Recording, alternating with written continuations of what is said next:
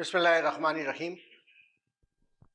الحمدللہ نحمدہ ونستعینہ ونستغفرہ ونؤمن بہ ونتوکل علیہ ونعوذ باللہ من شرور انفسنا ومن سیئات اعمالنا من یہدہ اللہ فلا مضل لہ ومن یضللہ فلا ہادی لہ ونشہد ان لا الہ الا اللہ وحدہ لا شریک لہ ونشهد أن محمدا عبده ورسوله۔ قال الله تعالى في القرآن المجيد وأعوذ بالله من الشيطان الرجيم بسم الله الرحمن الرحيم شهر رمضان الذي أنزل فيه القرآن وهدى للناس وبينات من الهدى والفرقان صدق الله العلي العظيم۔ محترم مصلیان کرام، السلام علیکم ورحمۃ اللہ وبرکاتہ۔ اللہ تعالیٰ کا شکر احسان ہے کہ اللہ تعالیٰ نے پھر ہمیں جمعے کا یہ مبارک دن عطا فرمایا اور اس بات کے لیے توفیق عطا کی اور زندگی کی سانسیں دی کہ ہم اس مبارک دن اللہ تعالیٰ کے گھر میں جمع ہو سکے اور اس کی نماز اور ذکر قائم کر سکے۔ اور اللہ تعالیٰ کا ایک بے پناہ شکر احسان ہے کہ عنقریب ہم ایک ایسے مہینے سے گزرنے والے ہیں جو تمام مہینوں کا سردار، رمضان مبارک کا وہ مہینہ۔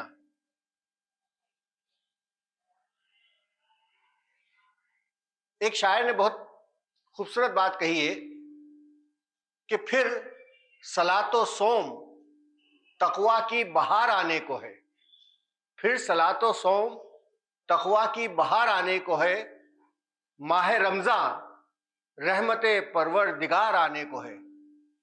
تو الحمدللہ پھر سے ایک بار یہ رمضان کا مہینہ ہمیں حاصل ہونے والا ہے۔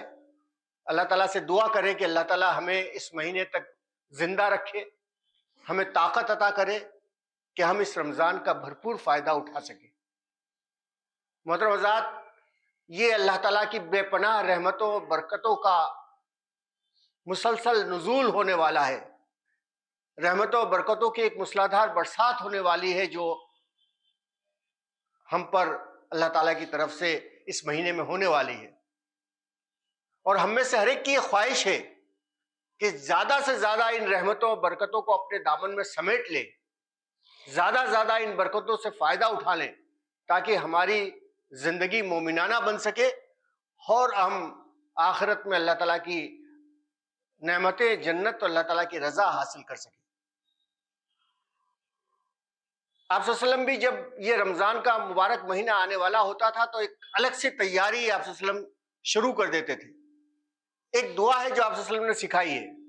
آپ صلی اللہ علیہ وسلم اکثر یہ دعا مانگا کرتے تھے کہ اللہم بارک لنا فی رجب و شعبان وبلغنا رمضان، کہ اللہ تعالیٰ ہمیں رجب اور شعبان میں برکتیں عطا کر اور ہمیں رمضان تک پہنچا دے، یعنی رمضان تک ہمیں پہنچا دے کہ ہم اس رمضان کی برکتوں سے فائدہ اٹھا سکیں۔ آپ صلی اللہ علیہ وسلم نے ایک بار صحابہ کی مجلس میں لوگوں کو مخاطب کر کے فرمایا کہ تمہیں معلوم ہے کہ ہم کس کا استقبال کرنے والے ہیں اور کیا چیز ہمارا استقبال کرنے والی ہے؟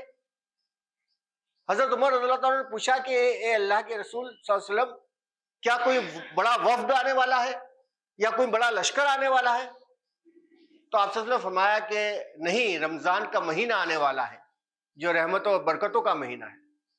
آپ صلی اللہ علیہ وسلم اکثر شعبان میں جمعے کے خطبے میں یہ بات ارشاد فرمایا کرتے تھے کہ دیکھو عنقریب ایک مہینہ تم پر آنے والا ہے، یہ وہ مہینہ ہے کہ جس میں اللہ تعالیٰ کی برکتیں نازل ہوتی ہے، جس میں سرکش شیاطین قید کر دیے جاتے ہیں، جس میں جنت کے دروازے کھول دیے جاتے ہیں، جس میں جہنم کے دروازے بند کر دیے جاتے ہیں، اور جس میں اگر آدمی ایک نفل کام عبادت کرتا ہے تو اسے فرض کے برابر کا ثواب ملتا ہے، اور اگر ایک فرض عبادت کرتا ہے تو اسے 70 گنا بلکہ 700 گنا تک کا ثواب اسے عطا کیا جاتا ہے۔ تو بہرحال یہ وہ مہینہ ہے جو ہم پر آنے والا ہے عنقریب۔ لیکن ظاہر ہے کہ جتنا بڑا مہمان ہوتا ہے، جتنا بڑا کوئی آنے والا ہوتا ہے، اس کی تیاری اور اس کا استقبال بھی اتنے ہی عظیم طریقے سے کیا جانا چاہیے۔ تو رمضان کی یہ جو برکتیں ہم پر نازل ہونے والی ہیں، اس برسات میں اگر ہمیں اس سے فائدہ اٹھانا ہے تو ہمیں اپنے دل کی مٹی کو نرم کرنا ہوگا، اپنے اندر ایمان کا بیج بونا ہوگا، اسے ذکر رب اور فکر آخرت کی خوراک کھاد مہیا کرنی ہوگی۔ اور اگر ایسا کریں گے تو پھر یہ رمضان کی برکتیں اور رحمتیں جو برسیں گی، اس سے ہمارے اندر ایمان کا ایک پودا جنم لے گا، ایک تناور درخت بن سکے گا۔ تو یہ ضروری ہے کہ ہم اس کے لیے تیاری کریں، اپنے دل کی مٹی کو نرم کریں، اپنے دل کے برتن کو وسیع کریں، چوڑا کریں، کیونکہ برتن جتنا چوڑا ہوگا اتنا ہی رحمتیں اور برکتوں اس میں سما سکیں گی۔ ہم اگر اس برستی ہوئی برسات میں اگر ایک کٹورا یا ایک چمچ لے کر جائیں گے تو اتنا ہی پانی آئے گا، بلکہ اتنا بھی نہیں آئے گا، کیونکہ برسات کی تیزی کی وجہ سے اچھل کر چلا جائے گا۔ لیکن جتنا بڑا برتن ہوگا اتنا ہی یہ رحمتیں برکتیں اس کے اندر سما سکیں گی۔ تو ہمیں کوشش یہ کرنا ہے کہ اپنے اس دل کے برتن کو بڑا کرنا ہے، اپنے دل کی مٹی کو نرم کرنا ہے، تاکہ زیادہ زیادہ رحمتیں اور برکتیں اس کے اندر سما سکیں۔ ورنہ ہوتا یہ ہے کہ الگ الگ طرح کے دل ہوتے ہیں، کچھ دل ایسے نرم مٹی والے ہوتے ہیں کہ جس میں ذرا سی اللہ تعالیٰ کی رحمتیں اور برکتیں برستی ہے تو اس میں ایمان کی فصل اگنے لگتی ہے۔ لیکن کچھ زمین ایسی ہوتی ہے کہ جس کی مٹی نرم نہیں ہوتی، لیکن وہاں پر یہ رحمتیں اور برکتیں اسٹور ہو جاتی ہیں، جس طرح سے ایک تالاب میں پانی اسٹور ہو جاتا ہے، اور وہ اس کے اور دوسرے لوگوں کے بعد میں بھی کام آتی ہے۔ لیکن کچھ زمینیں، کچھ دل ایسے سخت ہوتے ہیں چٹانوں کی طرح سے کہ انچوں پانی اس کے اوپر گر جائے تو بھی وہ کوری کی کوری رہتی ہے۔ تو کہیں ایسا نہ ہو خدا نہ خواستہ کہ ہمارے دل کی زمین بھی اتنی سخت ہو جائے کہ رحمتیں اور برکتیں برستے چلی جائے، اس سے کچھ فائدہ ہم نہ اٹھا سکیں۔ جیسا میں نے کہا، ہر چیز کا ایک سیزن ہوتا ہے۔ عید کا سیزن آتا ہے، دیوالی کا سیزن آتا ہے، تو آپ کیا کرتے ہیں؟ اس کے لیے تیاری کر لیتے ہیں، اپنے دکان میں مال بھر لیتے ہیں، دوسری جو کچھ تیاریاں ہوتی ہیں وہ کر لیتے ہیں کہ کہیں ایسا نہ ہو کہ وہ سیزن آ جائے اور ہم ہاتھ پر ہاتھ دھرے بیٹھے رہ جائیں۔ تو رمضان کا یہ جو سیزن نیکیوں کا آنے والا ہے، اگر اس کے لیے بھی ہم نے تیاری نہیں کی تو یہ آئے گا اور آ کے چلا جائے گا، اور خدا نہ خواستہ ایسا نہ ہو کہ ہم اسی حال میں رہ جائیں جس حال میں رمضان کے پہلے تھے۔ تو میں چند باتیں اس سلسلے میں کہ اس رمضان سے خاطر خواہ فائدہ اٹھانے کے لیے کیا کرنا ہے، یہ باتیں تو میں بتاؤں گا، لیکن اس کے پہلے میں چاہتا ہوں کہ اس رمضان کے مہینے میں 3 بڑے اہم واقعات رونما ہوئے، ان واقعات کے بارے میں آپ لوگوں کے سامنے کچھ باتیں رکھوں۔ یہ وہ واقعات ہیں کہ جنہوں نے نہ صرف یہ کہ اسلامی تاریخ کا بلکہ انسانی تاریخ کا رخ موڑ دیا، پوری انسانیت کی تاریخ کو اتنا روشن کر دیا ان 3 واقعات نے کہ اس سے پہلے کبھی انسانی تاریخ اتنی روشن نہیں ہوئی تھی۔ ان 3 واقعات کا جو رمضان میں پیش آئے، میں اس کا تذکرہ کرنا چاہتا ہوں۔ سب سے پہلا واقعہ جو اس رمضان مبارک کے مہینے میں پیش آیا وہ تھا نزول قرآن کا واقعہ، قرآن نازل ہونے کا واقعہ، جو اس رمضان کی آخری طاق راتوں میں سے کسی ایک رات میں پیش آیا، جس کو اللہ نے لیلۃ القدر کہا۔ انا انزلناہ فی لیلۃ القدر وما ادراک ما لیلۃ القدر لیلۃ القدر خیر من الف شہر۔ قرآن کہتا ہے کہ ہم نے اس قرآن کو لیلۃ القدر میں نازل کیا، اور تم کیا جانو کہ لیلۃ القدر کیا ہے؟ لیلۃ القدر 1000 مہینوں سے زیادہ بہتر ہے۔ یعنی یہ کہ اس مہینے میں اگر آپ ایک رات عبادت کر لیتے ہیں لیلۃ القدر کی رات میں، تو 1000 مہینوں کی عبادت سے زیادہ بہتر ہے۔ اور اس کا ایک مفہوم یہ بھی ہے کہ اس ایک رات میں وہ کام ہوا انسانیت کے لیے کہ جو 1000 مہینوں میں نہیں ہو سکتا۔ 1000 مہینوں میں جو کام اللہ تعالیٰ کی طرف سے اس دنیا کے فائدے کے لیے نہیں ہو سکتا، وہ ایک رات میں ہوا، یعنی قرآن کریم نازل ہوا۔ اور یہ بہت بڑی نعمت ہے۔ اللہ تعالیٰ نے اس قرآن کریم کو جو ہم پر نازل کیا ہے، اسے ہمیں دنیا اور آخرت دونوں کی بادشاہی عطا کرنے کے لیے یہ تحفہ بھیجا ہے۔ یہ تحفہ آپ صلی اللہ علیہ وسلم کی اللہ تعالیٰ کی طرف سے آپ صلی اللہ علیہ وسلم پر نازل ہوا، یہ ہمارے لیے یعنی پوری دنیا اور آخرت کے تمام فائدوں کو جمع کرنے کے لیے دیا گیا ہے۔ ہر نبی کو معجزہ دیا گیا، لیکن ان کے جو معجزے تھے وہ ان کے اپنے زمانے کے لیے تھے۔ وہ نبی چلے گئے، ان کے ساتھ ان کے معجزے ختم ہو گئے، موسیٰ علیہ السلام کو عصا اور ید بیضا کا معجزہ دیا گیا. عیسیٰ علیہ السلام کو مردوں کو اللہ تعالیٰ کے حکم سے زندہ کرنے کا معجزہ دیا گیا. ابراہیم علیہ السلام کے لیے آگ کو گلزار بنا دیا گیا. تمام نبیوں کے معجزے آئے, ان کے ساتھ ختم ہو گئے, لیکن چونکہ آپ صلی اللہ علیہ وسلم کی نبوت آخری تھی, ہمیشہ کے لیے تھی, قیامت تک کے لیے ہے, تمام انسانوں کے لیے, اس لیے آپ کو جو معجزہ دیا گیا وہ بھی ہمیشہ کے لیے تھا. اور یہ معجزہ قرآن کریم ہے کہ جو علم زندہ جاگتا علمی معجزہ ہے جو قیامت تک کے لیے انسانوں کے لیے فائدہ مند ہے. اور پھر یہ قرآن کریم تو وہ رسی ہے جو اللہ تعالیٰ کی طرف سے لٹکائی گئی ہے, جس کا ایک سرا اللہ کے پاس ہے اور دوسرا سرا ہم بندوں کے پاس ہے. ہم جب بھی اس قرآن کو پڑھتے ہیں اللہ تعالیٰ ہم سے بات کرتا ہے, اللہ تعالیٰ ہم سے گفتگو کرتا ہے, اللہ تعالیٰ ہمیں جو ہے وہ زندگی کی ہدایت بخشتا ہے. تو یہ قرآن کریم اللہ تعالیٰ کی طرف سے اس رات میں عطا کیا گیا. اور یہ قرآن کریم نے نہ صرف یہ کہ انسانوں کے دل بدل دیے بلکہ پوری انسانیت کا ڈھانچہ بدل دیا اور پوری انسانیت اللہ تعالیٰ کی غلامی میں آنے کے لیے تیار ہو گئی. تو اتنا بڑا کارنامہ ہے جو اس ایک رات میں قرآن کریم کے نزول سے انجام دیا گیا. اور آج بھی اگر ہم اس قرآن کریم کو تھام لیتے ہیں تو آج بھی ہم دنیا کے امام بن سکتے ہیں. ظاہر ہے کہ ہماری اس پستی اور ذلت کا سبب یہ ہے کہ ہم قرآن سے دور ہو گئے ہیں. وہ قرآن جو اللہ تعالیٰ کا یہ زندہ جاگتا معجزہ نبی صلی اللہ علیہ وسلم کا اللہ تعالیٰ کا عظیم تحفہ تھا, اس سے ہم نے اپنے آپ کو دور کر لیا ہے. یعنی یہ ہوتا ہے کہ شاید ہم میں سے بہت سے لوگ تو رمضان کے رمضان میں ہی قرآن کو ہاتھ میں اٹھاتے ہیں, ورنہ قرآن کو ہاتھ میں اٹھانے کی نوبت نہیں آتی. قرآن کو ہم نے اپنی الماری کے سب سے اونچے طاق پر جو ہے سجا کر رکھ دیا ہے. اور اگر ہم نے پڑھ بھی لیا ہے تو کچھ الفاظ کو ہم نے تبرکن صرف دکان و مکان کی برکت کے لیے ہم پڑھ لیتے ہیں, لیکن کبھی یہ سمجھنے کی کوشش نہیں کرتے کہ یہ قرآن کریم ہم سے چاہتا کیا ہے, ہماری زندگی میں کیا تبدیلی لانا چاہتا ہے, ہمیں کس طرح سے زندگی کے لیے ہدایت دینا چاہتا ہے. یہ قرآن تو کتاب ہدایت ہے. ذالک الکتاب لا ریب فیہ ھدی للمتقین, یہ متقین کے لیے ہدایت ہے. یہ کتاب تو کتاب انقلاب ہے کہ جس نے پوری دنیا کے اندر ایک عظیم انقلاب برپا کر دیا. یہ کتاب تحریک ہے کہ اس نے تمام انسانوں کو حرکت میں لا دیا اللہ تعالیٰ کی بندگی کے راہ میں. یہ کتاب وحدت ہے کہ اس کتاب نے تمام انسانوں کو ایک اس پر جمع کر دیا. وحدت کے لیے یہی ایک بنیادی کتاب ہے. تو بہرحال کہنے کا مطلب یہ ہے کہ یہ قرآن کریم وہ کا نزول وہ واقعہ ہے جو اس رمضان کے مبارک مہینے میں پیش آیا اور جس نے پوری انسانی تاریخ کو بدل کر رکھ دیا.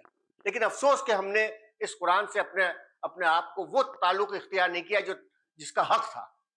بہرحال دوسرا واقعہ جو اس رمضان مبارک کے مہینے میں پیش آیا وہ 17 رمضان سن 2 ہجری میں پیش آیا, جس کو جنگ بدر کہا جاتا ہے. جنگ بدر وہ دن تھا یوم البدر جس کو قرآن نے یوم الفرقان کہا ہے, حق و باطل میں فرق کر دینے والا دن, جس نے بتا دیا کہ حق کیا ہے اور باطل کیا ہے, جس نے ثابت کر دیا کہ اب حق ہی باقی رہنے والا ہے اور باطل مٹ جانے والا ہے. آپ کو معلوم ہوگا کہ مکہ سے جس حالت میں مسلمان نکل کر اور مدینہ پہنچے تھے, اور مدینہ میں یہ چند سو مسلمان وہاں پہنچے تھے, کس طرح سے اکنومیکلی اور ہر لحاظ سے کمزور حالت میں تھے, اور اسی زمانے میں مشرکین مکہ کی طرف سے ان پر جنگ کا وہ کر دیا گیا, اور آپ صلی اللہ علیہ وسلم اپنے 313 نہتے ساتھیوں کو لے کر نکلے مشرکین مکہ کے 1000 لشکر کے خلاف. نہتے ساتھی تھے, چند 2-3 لوگوں کے پاس تلواریں تھی, 2-3 لوگوں کے پاس نیزے تھے, اور باقی سارے لوگ لکڑیاں لے کر جنگ کرنے کے لیے نکلے تھے. نہ ان کے پاس گھوڑے تھے نہ اونٹ تھے, پیدل نکلے تھے. اور کس کے خلاف؟ مکہ کے وہ جو اس زمانے میں کہ شورویر کہے جاتے تھے 1000 لوگ, جن کے پاس تمام ہتھیار تھے, زرہ بختر تھے, تلواریں تھی, گھوڑے تھی, تمام چیزیں تھی. لیکن مسلمانوں نے ایمان کی طاقت کے ساتھ ان 1000 لشکر کا مقابلہ کیا. اس وقت ابو جہل اور ان لوگوں نے کعبے کے پردے پکڑ کر یہ دعا کی تھی کہ اس کعبے کے مالک آج یہ ثابت کر دے کہ کون حق پر ہے اور کون باطل پر. اللہ تعالیٰ نے ثابت کر دیا کہ کون حق پر ہے اور کون باطل پر. آپ صلی اللہ علیہ وسلم اس وقت جنگ کے پہلے سجدے میں گرے اللہ تعالیٰ کے سامنے, اور اللہ تعالیٰ کے سامنے گر گڑا کر کہا کہ اے اللہ, میں یہ چند لوگ لے کر تیرے سامنے حاضر ہوا ہوں، اگر یہ لوگ ختم ہو گئے تو سمجھیے کہ اسلام اب باقی نہیں رہے گا، اور اگر یہ فتح یاب ہوئے تو اسلام فتح یاب ہو جائے گا۔ اور یہی ہوا، اللہ تعالیٰ نے انہیں 1000 کے مقابلے میں 313 کو فتح دی۔ ظاہر ہے کہ یہ وہ اس طرح کی جنگ نہیں تھی کہ ایک بم مارا اور 1000 لوگ مر گئے، ایک راکٹ چھوڑا، اس راکٹ سے لاکھوں لوگوں کو مار دیا، وہ نہیں تھا، وہ تو دو بدو جنگ تھی، آمنے سامنے کی جنگ تھی۔ ایسے جنگ میں 313 کے مقابلے میں 1000 آپ اندازہ نہیں لگا سکتے، لیکن مسلمانوں کی اس ایمانی طاقت نے یہ ثابت کر دیا کہ کون حق پر ہے اور کون باطل پر۔ اور اس کے بعد تاریخ بدل گئی، تاریخ میں یہ ثابت ہو گیا کہ اب کس کو زندہ رہنا ہے، کس کو باقی رہنا ہے، اور کس کو ختم ہو جانا ہے۔ بس تفصیلات میں نہیں جاؤں گا کیونکہ وقت بہت کم ہے، لیکن یہ یوم الفرقان جس نے جو ہے وہ پوری اسلامی تاریخ کو نہ صرف یہ کہ ایک اعلیٰ مقام پر پہنچا دیا، بلکہ پوری انسانی تاریخ میں ایک الگ اثر جو ہے وہ ڈال دیا۔ تیسرا واقعہ جو اس رمضان مبارک کے مہینے میں پیش آیا ہے وہ ہے فتح مکہ کا واقعہ، جو سن 20 رمضان سن 8 ہجری میں پیش آیا۔ یہ بھی رمضان کے مہینے میں، رمضان کے مہینے میں آپ صلی اللہ علیہ وسلم اپنے ہزاروں ساتھیوں کو لے کر مکہ کے لیے نکلے، اور یہ وہ دن ہے جس کو اللہ تعالیٰ نے فتح مبین قرار دیا ہے۔ یہ کھلی ہوئی واضح جیت، اور فتح مکہ نے ثابت کر دیا کہ اب حق آ گیا اور باطل مٹ گیا۔ آپ کو معلوم ہوگا کہ فتح مکہ کے وقت جب آپ صلی اللہ علیہ وسلم کعبے میں داخل ہوئے اور کعبے کی مورتیوں کو اپنی چھڑی سے توڑتے جاتے تھے، گراتے جاتے تھے، اس وقت آپ صلی اللہ علیہ وسلم کی زبان مبارک پر قرآن کی ایک آیت تھی کہ وَقُلْ جَاءَ الْحَقُّ وَزَهَقَ الْبَاطِلُ إِنَّ الْبَاطِلَ كَانَ زَهُوقًا، کہہ دو کہ حق آ گیا اور باطل مٹ گیا، وہ باطل تو ہے ہی مٹنے کے لیے۔ تو اس فتح مکہ نے ثابت کر دیا کہ اب حق آ چکا ہے، اور یہی وجہ ہے کہ آپ دیکھیں کہ اس کے بعد سے مشرکین کا داخلہ حرم میں ممنوع ہو گیا، اور تب سے لے کر آج تک حرم کعبہ میں مشرکین کا داخلہ ممنوع ہے۔ تو یہ وہ فتح تھی جس میں بغیر ایک قطرہ خون بہائے مسلمانوں نے، جو اتنی کمزور حالت میں مکہ سے نکل کر مدینہ پہنچے تھے، 8 سالوں کے اندر ایک قطرہ خون بہائے بغیر مکہ کا پر فتح انہوں نے حاصل کی۔ اور پھر یہی وہ دن تھا کہ بتا دیا کہ اسلام کس طرح سے رحمت کا دین ہے، کہ ان تمام جانی دشمنوں کو اللہ کے رسول صلی اللہ علیہ وسلم نے معاف کر دیا، تو کہا کہ آج رحمت کا دن ہے، آج کسی سے بدلہ نہیں لیا جائے گا۔ آپ کو معلوم ہوگا کہ کعبے کے دروازے کی چابی ایک شخص تھا اس وقت، عثمان بن طلحہ رضی اللہ تعالیٰ عنہ، بعد میں تو ایمان لے آئے، اس وقت ایمان نہیں لائے تھے، لیکن ایک بار جب آپ صلی اللہ علیہ وسلم کعبے کی طواف کے لیے گئے اور عثمان بن طلحہ سے چابی مانگی تو اس نے چابی دینے سے انکار کر دیا۔ آپ صلی اللہ علیہ وسلم نے اس وقت ایک بات کہی تھی کہ ایک دن آئے گا کہ جب یہ چابی میرے ہاتھ میں ہوگی اور میں جسے چاہوں گا اسے عنایت کروں گا۔ ظاہر ہے کہ اس وقت جب مکہ سے نکالا جا رہا تھا ان کو، اس وقت کوئی سوچ سکتا تھا کہ ایسا ہو سکتا ہے، لیکن ہوا چند سالوں کے اندر۔ اور آپ صلی اللہ علیہ وسلم نے اس دن پھر عثمان بن طلحہ کو بلایا، چابی اس سے لی، 2 رکعت نماز ادا کی وہاں پر، اور پھر کہا کہ آج میں چابی اس کو دوں گا کہ جس کے پاس یہ چابی ہمیشہ رہے گی۔ اور پھر آپ صلی اللہ علیہ وسلم نے اسی حضرت عثمان بن طلحہ کو بلایا اور چابی اس کو سونپی، اور وہ چابی آج تک عثمان بن طلحہ کے خاندان میں ہے۔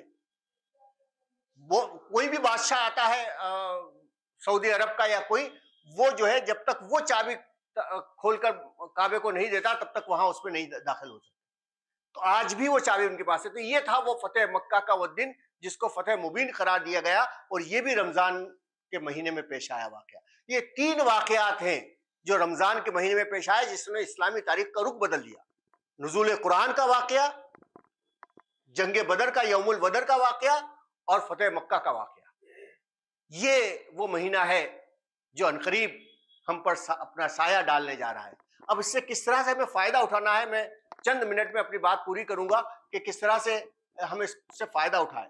تو سب سے پہلی بات یہ ہے کہ اس رمضان سے فائدہ اٹھانے کی ہم نیت کریں، بھرپور ارادہ کریں، پکا ارادہ کریں، کیونکہ ارادے کے بغیر کوئی کام نہیں ہو سکتا۔ انما الاعمال بالنیات، اعمال کا دار و مدار نیتوں پر ہے. تو ہم پورا ارادہ کریں آج سے کہ ہم اس رمضان کی برکتوں سے پورا فائدہ اٹھائیں گے, پوری کوشش کریں گے کہ اس رمضان کی رحمتوں کو اپنے دامن میں سمیٹ سکیں. اور اس کے لیے کیا کرنا ہوگا؟ یہ ارادہ یوں ہی نہیں, اس کے لیے منصوبہ بنانا ہوگا, پلاننگ کرنی ہوگی, اور یہ پلاننگ لکھ کر کرنی ہوگی. صرف ارادہ کر لینے سے, صرف خواہش کر لینے سے کام نہیں ہوگا. ہم باقاعدہ پین کاغذ لے کر بیٹھے رات میں اور سوچیں کہ رمضان میں کیا کیا کریں گے, کس طرح سے رمضان میں تمام روزوں کو ادا کریں گے, کس طرح سے تمام نماز پنجگانہ ادا کریں گے, کس طرح سے تراویح کا اہتمام کریں گے, کس طرح سے قیام اللیل کا راتوں میں جاگنے کا اہتمام کریں گے, کس طرح سے اس قرآن کے ساتھ اپنے تعلق کو مضبوط سے مضبوط کریں گے, کس طرح سے ہم جو ہے وہ غریبوں کی اور ان کی مدد کریں گے, کیونکہ یہ شہر مواسات ہے, لوگوں کی ہمدردی اور اس کا مہینہ. کس طرح سے ہم اللہ تعالیٰ کی راہ میں اپنے آپ زیادہ سے زیادہ خرچ کرنے کی کوشش کریں گے. ایک حدیث میں آتا ہے کہ جب رمضان کا مہینہ آتا تھا تو آپ صلی اللہ علیہ وسلم تیز ہواؤں کی طرح سے فیاض ہو جاتے تھے. جس طرح سے ہوائیں تیز چلنے لگتی تھی, اس طرح سے آپ صلی اللہ علیہ وسلم کی رحمتیں اور آپ صلی اللہ علیہ وسلم کی بخششیں جو ہے وہ اس تیز ہوا کی طرح سے ہو جاتی تھی. تو ہم یہ باقاعدہ تحریری شکل میں یہ دیکھیں, یہ منصوبہ بنائے کہ اس رمضان میں ہم کیا کیا کریں گے, کن کن باتوں پر وہ کریں گے. اس رمضان میں ہم یہ دیکھیں کہ ہم اپنی کن بری باتوں کو چھوڑ سکیں گے. یہ بھی باقاعدہ لکھ کر ہم طے کریں کہ یہ 1 2 3 خرابیاں ہیں جو مجھے پائی جاتی ہے. میں سگریٹ پیتا ہوں, میں کوئی اور اس طرح کی وہ کرتا ہوں, یا میں بہت زیادہ ویڈیو یا فلمیں دیکھتا ہوں, یا میں بہت زیادہ غصہ کرتا ہوں, یا کوئی بھی اپنی 2 3 خرابیوں کو آپ پوائنٹ آؤٹ کریں, لکھیں, اور یہ کوشش کریں کہ اس رمضان کے مہینے میں ان 3 برائیوں کو میں اپنے اندر سے دور کرنے کی کوشش کروں گا. اسی طرح سے 3 نئی چیزیں, 3 نئی خوبیاں, 3 نئی صلاحیتیں اپنے اندر پیدا کرنے کی کوشش کریں, وہ بھی آپ لکھ لیں کہ اس رمضان میں یہ کروں گا. اور وہ تمام عبادتیں, وہ تمام چیزیں کس طرح سے, قرآن سے کس طرح سے آپ تعلق اختیار کریں گے, لیلۃ القدر میں جاگنے کا کس طرح سے اہتمام کریں گے, ان جاگنوں میں آپ کیا کیا کریں گے, یہ ساری پلاننگ آپ کو کر لینی ہوگی. اور نہ صرف یہ کہ پلاننگ کر لینی پڑے گی, بلکہ آپ ہر 10 دن کے بعد 3 عشرے ہیں جو رمضان کے, ہر عشرے کے بعد آپ دیکھیں کہ آپ نے جو پلاننگ کی تھی اس پلاننگ میں آپ نے کتنا کیا اور کیا باقی رہ گیا, تاکہ آئندہ 10 دنوں میں یا آئندہ اس میں آپ اس کو پورا کر سکیں. تو یہ جب تک پورا ارادہ نہیں کریں گے تب تک آپ رمضان مبارک سے صحیح طور پر فائدہ نہیں اٹھا سکیں. اور کہیں ایسا نہ ہو کہ رمضان کا یہ مبارک مہینہ آئے, آ کر اپنی رحمتیں برکتیں لٹا کر چلا جائے اور ہم اس چٹان کی طرح سے کورے کے کورے رہ جائیں. کیونکہ اس پر ایک بہت خطرناک حدیث ہے جو آپ صلی اللہ علیہ وسلم نے فرمائی ہے. آپ نے فرمایا کہ ہلاک ہو جائے وہ شخص, یعنی جمعے کے خطبے میں خطبہ دینے کے پہلے منبر پر چڑھتے ہوئے آپ صلی اللہ علیہ وسلم نے کہا 3 بار آمین. اور جب لوگوں نے پوچھا تو کہا کہ پہلی بار جبرائیل علیہ السلام آئے اور کہا کہ ہلاک ہو جائے وہ شخص جو رمضان کا مہینہ پائے اور اس میں عبادت کر کے اپنے آپ کو جنت کا مستحق نہ بنا لے اور اپنے آپ کو دوزخ سے نہ بچا لے, ہلاک ہو جائے وہ شخص, نامراد ہو جائے وہ شخص. اور آپ نے اس پر کہا آمین. یہ کتنی خطرناک بات ہے. کہیں ایسا نہ ہو کہ ہم بھی اس دعا کے مصداق بن جائیں. تو ہمیں پہلے سے اس کی تیاری کر لینا ہے, اور جب رمضان آئے تو پوری کوشش کرنا ہے کہ اس رمضان میں اپنے آپ کو پوری طرح سے رمضان کے حوالے کر دے اور اس رمضان کی برکتوں کا فائدہ اٹھانے کی کوشش کی. صحابہ اکرام رضی اللہ تعالیٰ کے بارے میں آتا ہے کہ وہ 5 مہینے انتظار کیا کرتے تھے سال کے کہ رمضان آئے گا تو کیا کریں گے, رمضان آئے گا تو کیا کریں گے.